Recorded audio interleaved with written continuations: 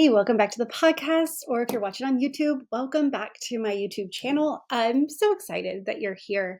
Um, I typically talk a lot about a fixed versus a growth mindset, and I have been having a lot of conversations, and I've had a lot of questions about a scarcity versus an abundance mindset. And so today, and possibly the next on Thursday, I'm going to talk a little bit about like what does it mean to have an abundance mindset, and what is a scarcity mindset, um, and then how do we navigate that, and why is it important to know what type of mindset you have, and is one better than the other? I hope you already can notice like a scarcity mindset versus an abundance mindset. Already you can tell that there's like who wants to live in scarcity? Who wants to live believing that there's an end to things, and that if and then one of the things, like, let's just start off talking, let's define what these two mindsets are, and then I'll share later, probably next podcast, I'll talk about like one of the questions that really sparked this conversation, and really looking at like why it's important to know and to identify. So today my goal is, let's talk about what a scarcity mindset is versus an abundance mindset. And let's talk about how you can determine which one you have. And the other part is, don't feel guilty if you have a scarcity mindset. I've had a scarcity mindset for a while. Like I spent much of my life with a scarcity mindset. And what it really means is, like, a scarcity mindset is rooted in the belief that everything is limited. So let's take success for one. Um, if one person has success, that means someone else has to fall. I don't want to say fail, because again, success and failure are not opposites. They are the same. But for someone to be elevated, someone has to be pushed down. So in order for someone to go up, then someone else needs to, like, well, lose. Same with resources, that resources are limited. And we do know that there are some limited resources. We know, like, fossil fuels. We know that those are limited. We don't know how limited they are. We don't know. But then there's other resources, like solar is abundant. Like, it is more abundant in some areas, but overall, we know that every day the sun is going to come up. Maybe a cloudy day, so maybe covered, but still, like, we in maybe in the desert, it's a little brighter, stronger than, say, in the mountains, just because there's more, you know, well, mountains covering it, right? But there's still that abundance. So I want you to think about that as the scarcity is that everything is limited, like resources, opportunities, happiness. Like, there's only so much, it's all finite. And for one person to gain it, another person has to lose it. And when you have a scarcity mindset, you tend to focus on the limitations and obstacles rather than like opportunities, and you have more of a competitive spirit. And I'm going to use that word because that's one of the questions that I'm going to answer in the next podcast. Is what is how do you balance competitiveness and abundance? Because I'm a very competitive person, typically with myself, but like, get me into some sports and I want to win. And in order to win, someone else has to lose. Or do they? Like, anyway, it's a little teaser for the next podcast. But today, let's go back to scarcity mindset there's an envy, excuse me, an envy or bitterness about others' successes, because they feel like others have been given the opportunity to succeed and you haven't. Um, Viewing life as a zero sum game where the success of others diminishes their chances. You see this a lot with like celebrities and things, and you think that I know that I was reading. And I'm not a big on pop culture. Like, I'm not really like, I love music, but I don't really, um, I don't really follow a lot of the drama and different things. And I remember reading about, like, because Taylor Swift right now is really big in the media. And I actually started researching and reading a little bit about her life and some of the things she's done. And she's used her voice, she's used her notoriety to do some really great things. But one of the things they were talking about is her and Beyonce, and how they have a mutual respect for each other. And I thought it's like, it's odd. I was like, why wouldn't they? It's odd that they, um, like, that's the crazy part. Is like, well, why wouldn't they have a mutual respect? They're in the same industry. But then it just dawned on me, is like, oh, because, like, if one of them, and this happens in so many so many things, is if one person succeeds, that means one person has to um, diminish. And so, meaning, like, the rise of Taylor Swift, does that lead to the diminish of Beyonce? Well, they have very different um, focuses. They have very different followings, but then, you do have the same people who like both of them. But the rise of one and the success of one does not diminish the success of the rise of the other. And the fact that they have mutual respect and that they see each other as allies instead of competitors. And again, this is pop culture. I don't know if this is true or not. This is speculation. I haven't seen anything or heard anything from them, but it does seem from some of the quotes that were listed, that it is that they do have this mutual respect. And that's the idea of the abundance mindset. The scarcity would mean if one person, this is why it was the article took the stance of, wow, what amazing women, because they build each other up versus, tear each other down. Because in the age of, Real Housewives, I watched glimpses, like clips of that. I think I maybe watched like 30 minutes of one of the episodes in like a hotel or something, and it's all about it's competitive. It's one wants something the other has, or they're catty and they talk about each other. And that was what they were talking about in this article, is how you don't see Taylor Swift talking bad about Beyonce. You don't see Beyonce talking bad about Taylor Swift. It's just, you just don't see that. And I was like, well, why is that such a out of the norm? Like, why do we feel like in order to rise, someone else has to fall? And so, and it goes into this scarcity versus abundance mindset. And so, others like hoarding resources, like whether it's money or time or even emotional energy, out of fear that these resources will run out. Now, emotional energy is such a unique thing because um, time is one resource.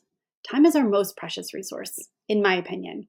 It's the one resource, it's the great equalizer, in that every day we each get the same amount of minutes and then the same amount of seconds. Um, we we get to choose how we use our time, but this emotional energy, like, even there's times that, like, I'm emotionally drained by the end of the day. And so even like hoarding that and like protecting our emotional energy and not being as empathetic or not being as giving, out of fear that, okay, like, I need to have some more, that emotional energy, which I realize that there's always more. I may need to rest. I may need to take a beat. I may need to retreat for a little while, but there's still that emotional energy, and it's like you up and down the same. And then also, like, an attribute, yeah, let's use that word, an attribute of scarcity mindset is like decision paralysis, fearing that one choice limits other things. You might lead to missing out on something better, that FOMO. that the fear of missing out, like if you don't do everything, you're going to miss out on everything or miss out on opportunities. And the struggle with sharing freely, whether it's, resources, but even joy, like even sharing joy, because you're afraid that if you share it, or there it'll be there won't be enough. Like if you have you ever experienced like someone who is really experiencing joy, and then you kind of get like a little envious or a little like fear, that fear of, am I ever going to experience that too? So that's the scarcity mindset. And so that is, and we'll talk here in a few minutes about some signs. So don't feel bad. I believe that in general, I think our brains want to put us in the scarcity mindset, in this hoarding and then this like protection. It's really is a protection that our brain puts us into for scarcity. Um, but let's talk about abundance mindset for a moment, because it means that there's plenty to go around. And I keep thinking of the verse where God talks, He will do exceedingly more than we can think of ourselves. So this abundance, this means that it's a never ending well. It is the limitless possibilities and opportunities and resources. And when someone gets an opportunity, do you hear that? I think someone is either racing or there's some yard work going on. Hopefully it's not too loud for you, but someone, it sounds like a chainsaw or something. Anyway, I digress. Let me get back focused. Let me look at my notes here for a moment and let's get back to this abundance mindset. But there's opportunities are limitless. That you see when someone gets an opportunity, instead of seeing it as a an envy or a jealousy or a that's less for me, but seeing if it's possible for them, it's possible for me too. And individuals with abundant mindset tend to see opportunities within opportunities. They focus on potential growth. So this is part of these, like abundance mindset is a growth mindset, and believe in the possibility of win-win outcomes. And they operate under the assumption that success does not have to come at the expense of others. For you to succeed, for you to gain something doesn't mean I need to lose something.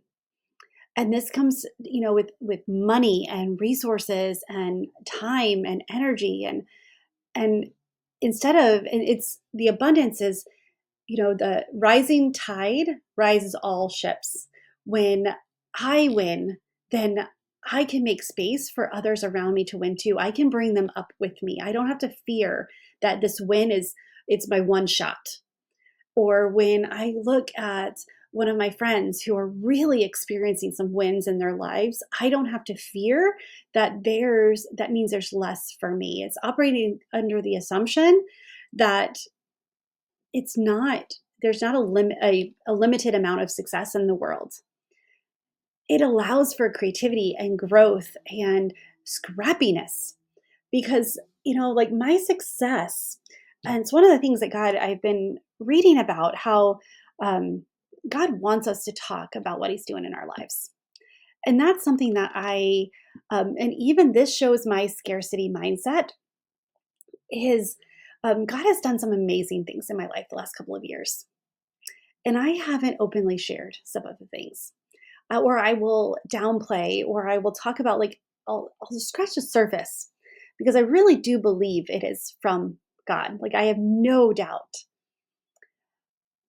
But I didn't want you to feel like it, I didn't want you to feel jealous or envious of things that were going on in my life. And that's something that, so today in the sermon, um, at church, they were talking about how when we have this good news, we should want to share it. And that's where it's like this scarcity mindset of, I had this abundance mindset for myself, that I know that when I look at my friends' achievements, that I can get excited for them and I'm really happy for them and I want them to succeed. and then turn that around to I almost was hoarding or some of protecting some of these things, these good things in my life because I didn't want people to think that I was arrogant or prideful or sorry about that, the dogs are barking. I didn't I felt almost like that jealousy. I didn't want you to think that one, it came easily. Because or that like, do you know what I'm talking about? Like, can you envision? And again, I'm leaving a lot out here because I do feel like this is one of the things that God's going to have me share is some of the, talk about the good things in my life. I talk about some of the hard things, and I do that. And it's even hard sometimes to talk about the hard things because I don't want you to think that life is all hard. Life is hard. We go through some trials. But when we have this scarcity mindset, when I felt like sharing some good things that were happening to me would diminish some of the like I was choosing for you something that's not my choice to make. I talk all the time. I tell the kids, so this is not a story you get to tell.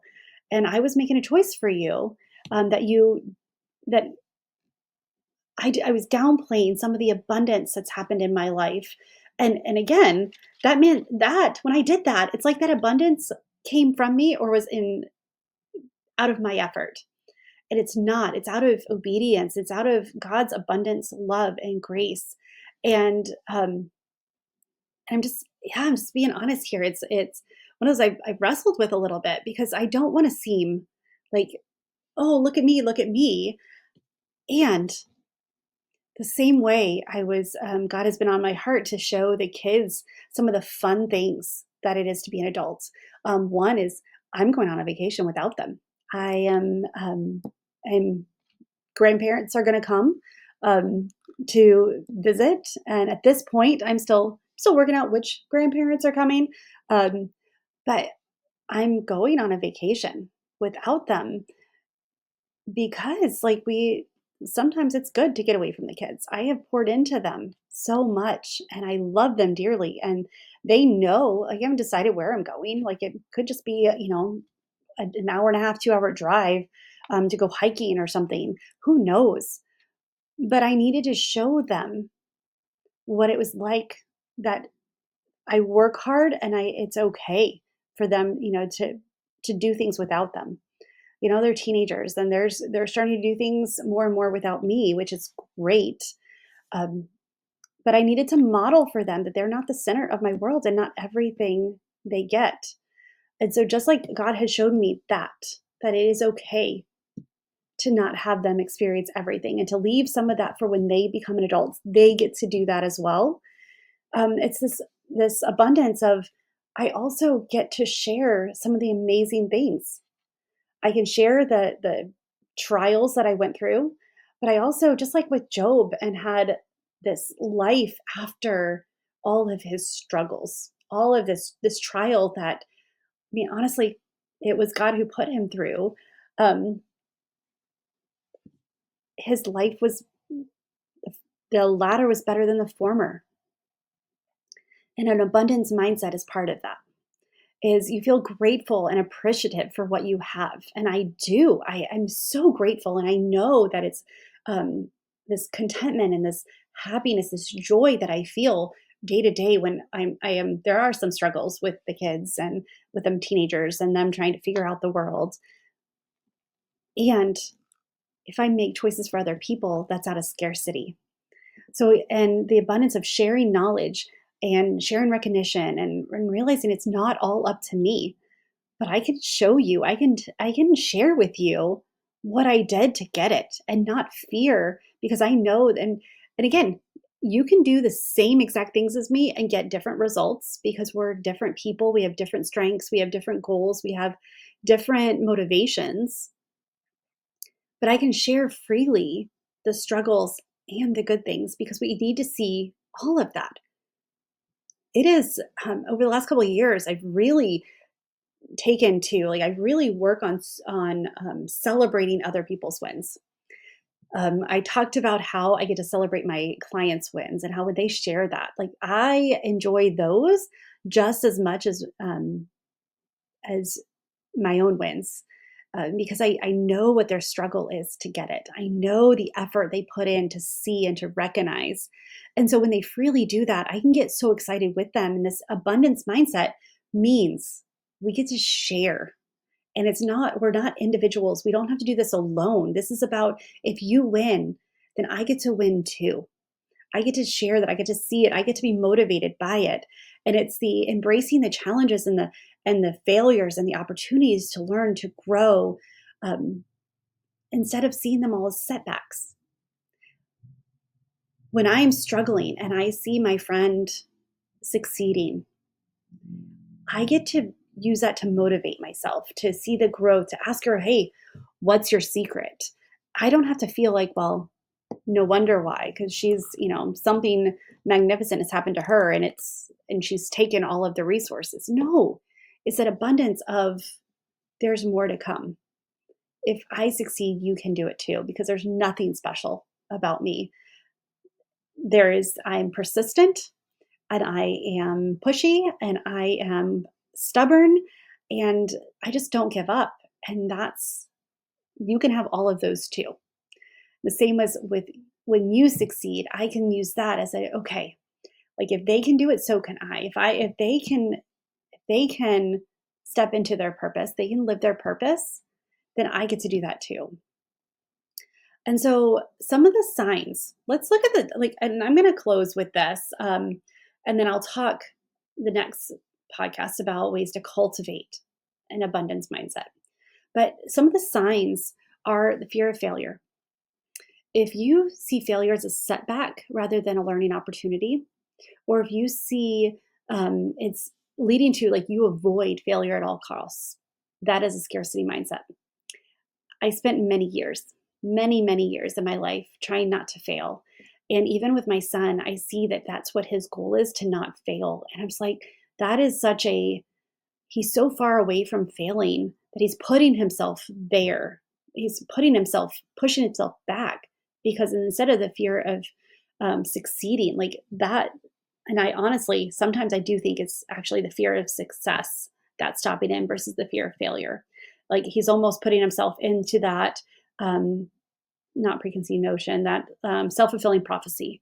Whereas if I fail, I failed, I can't do it. But that fear of failure, seeing it as a setback rather than a learning opportunity, that remember that failure and success are partners, that safety is actually the opposite of success. Then envy, like feeling envious or resentful when other people achieve success, even if it's in an area that you desire. Like that's that you see it in that you see them like, and it's interesting because this world, this coaching industry is definitely saturated. There are so many coaches, and you don't have to have any credentials in order to be a coach. And that's one of the areas I see some coaches who are extremely successful monetarily. But I also see that they still leave a lot of room for transformation. Like it's and it's like, well, but they're not getting the transformation. It's just that promise of it, and feeling envious of that. I'm like, no, that's not. There's we have to protect ourselves from that, like feeling envy, because I don't know what they're doing, the transformation they're getting. I know is what God's told me to do, what He's told me to learn, what He's told me, and what He's revealed to me. And so when I feel envious towards somebody else, it's a gut check from myself. Why? An overemphasis on limitations. When I look at limitations versus possibilities, I know that's a sign for me. When I look at all the reasons why I can't do something versus all the opportunities and all the ways to get scrappy and to figure and be persistent, I know that scarcity mindset, that safety mindset is coming in. The feeling that you're never enough. Man, um, this one I could go on and on and on, but I'm not going to, because I really do want to get through these and then leave you with some positive. Like I want to, like these signs of the scarcity mindset, the safety mindset, the protection mindset. These are all, um, this all kind of falls under this scarcity mindset, but I do believe that it's more to keep ourselves safe and protected. And because if, versus risky and exciting and like growth and trying new things. Because if we're scarce, if we feel fear, then we're less likely to, or if we embrace the fear, we have a fear of failure, a fear of this short term thinking, then, well, we're less likely to do something, try out of our comfort zone, and we will live more in this uncomfortable fear, this comfortable discomfort that we know and we become accustomed to. But okay, so never enough. Like we feel like there's never enough to go around. We feel like we're constantly worrying about lacking resources. Like it's even with time or energy or money, it's just that never enough to do what you want. The decision paralysis that I talked about is prioritizing, or excuse me, struggling on making decisions due to the fear of making the wrong choice. We make wrong choices all the time. You don't know until you actually make the choice. This is one reason why I don't believe in regrets, because you're not gonna choose wrong intentionally. Well, sometimes I guess we do, but um, that again, self-fulfilling prophecy. We make a choice, um, not trusting ourselves, but struggling to make a decision out of fear of making the wrong choice and losing out or missing out. That is a scarcity mindset. Short term thinking, prioritize immediate gains versus long term benefits. So, this um, talking to my kids and how like saving for the future. And, if your only priority is here and now, it's a very scarce mindset. It's that living paycheck to paycheck. And I know many of you are doing that, but know that that is a scarcity mindset, that there's things that you can do to that you can even do short term to help you in the long term get out of that way of living. But the short term thinking of this is the way it's going to be, I only make decisions for right now. It's a scarcity mindset, and there's ways to get out of that. Difficulty sharing. I know that this generation calls it gatekeeping, where we keep information hidden because we're reluctant to share it, or because if everyone knows how to do this, then they won't need me. Or if I'm sharing these resources with others, there won't be enough to go around, or I will be forgotten. So if you gatekeep, or if you hide some information, just like today, we just sharing the good news, sharing the good things that happens to you. Like that's if and again, that's why I said, like, when I was thinking about this, it's like, man, Tammy, that's so scarce. Like, share the good news, because if I share it, then you can see what's possible. And again, like I'm not special in all these ways. Like I'm not like some ordained, like, oh, all the blessings will be poured upon Tammy and no one else. No, it's if it's true for me, it's true for you as well. And then this one, constant comparison. Comparison is the thief of joy. When we look at what others have, we don't see the patchwork and the we didn't see the effort and the hustle, the mistakes, the where they clawed to make something happen. We just see their end results, that is constantly comparing oneself to others, leading to a feeling of inadequacy and bitterness. Like that is a sign of scarcity mindset. And then also one that I know that just stick with me for a moment, but this neglecting self-care, this neglecting the whole self-care, that's neglecting yourself, sacrificing personal well-being for the sake of helping others. Even if we do this to our kids, is we will give them everything we got and neglect our own needs, neglect our health, neglect our even our clothes. Like how many? There was time I have things in my closet that I had since my daughter. Like after I was pregnant with my daughter, like there's just some shirts, and I'm like, man, I need to. That's looking old, and I know it's clothes, but that self care of taking care of the things that we need because we don't deserve it, or we feel like if I use it for them, or if I use it for me, that there's less for them. And this is another area where me going away, going on a vacation, so I don't, it's because typically when I go away from my kids, it's for work. Like I don't have to feel guilty about it because it's work, it's paying the bills. And this one is like, no, it's for pure pleasure. It is like exciting. And we're going to go exploring. We're going to go do something fun.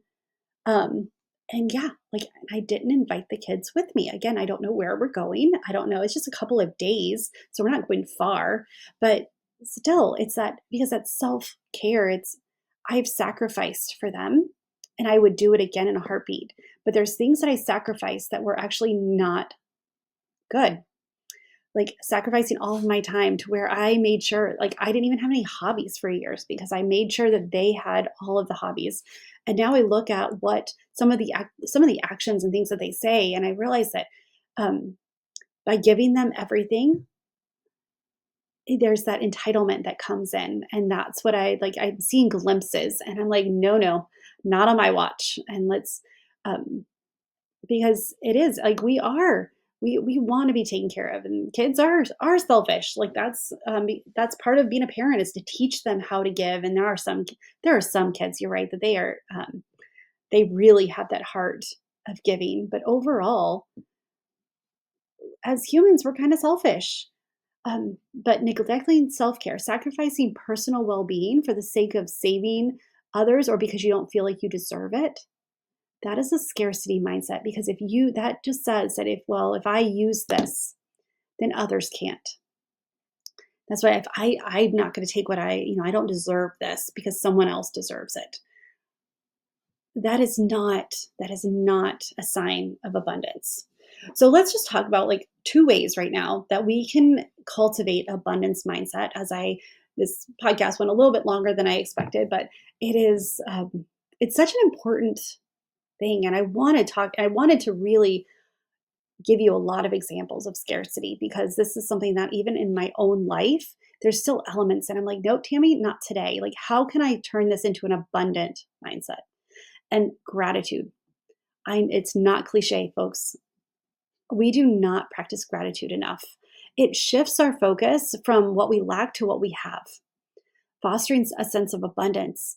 And even if you are living paycheck to paycheck, and you're in that and that's you want to change that short-term thinking and prioritizing these immediate gains, and you want more of the long term, like you want the you want to be able to go on a vacation for pleasure, not just work.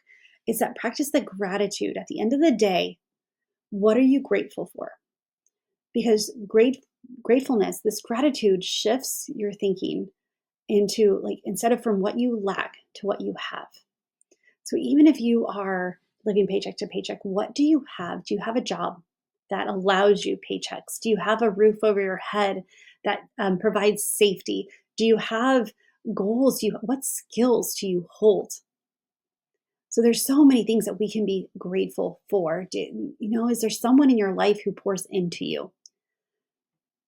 And are there the family, friends, your kids, like grateful? Like I am learning a lot from my teenagers. I'm learning a lot of things to say and not say. I have to learn how to like the amount of emotional um, levelness that I have with dealing with my two very intense kids. Like I have to regulate my emotions. And so being able like learning how to do that on a day-to-day basis. Like I don't have to like regulate so I don't have as many highs or lows like when I'm helping them learn how to regulate theirs. Like I'm really grateful for that opportunity. And then also celebrating other successes. When you want to get out of depression, when you want to you want to feel more abundant, go and look at the good things your friends are going through. Look at the good things that they are gaining and celebrate them. Actively celebrate the achievement of others. This helps practice like the diminished feeling of envy, and it opens your heart to the joy of abundance. ask them questions, reinforcing that it's not finite. Like if they have success, that just opening the door for you as well. It's just giving you another opportunity. It's giving you another view of what it could be. And so those are the two things. Like if you want to cultivate, if you want to start this abundance mindset, and I'll have a few more ways for you with the next podcast. But and I'm going to talk more about competition and an abundant mindset next. But I just wanted to define it, and I wanted to show that it's not um, you're not stuck with a scarcity mindset. It also doesn't change without intention, without effort, and without acknowledging, like, holy cow, I was overemphasizing the limitations that I had with this problem versus the opportunities and possibilities that I could overcome. This, I see all the ways that I couldn't make it happen instead of the ways of, okay, how do I get scrappy? That, and when I was looking at again the abundance, the joy, that the blessings that have been poured over me in the last couple of years, and not sharing them and showing what's possible, it's because I felt that, well, if, and even if it, and completely wrong in that, well, if I had it, I don't want you to feel envious of it. Part is that because, do I deserve this? Well, no, I actually don't feel like I deserve a lot of it. I feel like God's grace has given it to me. And so if I didn't deserve it, I couldn't tell you exactly how I earned it, then how can I make it available to you? Well, God said, Tami, I make it available to everybody, not you. And so that just showed, like, okay, Tami, it's time to switch that. So know that this is a, you cultivate it. This is a way of really stepping into this abundance mindset. It's like it's a journey in itself.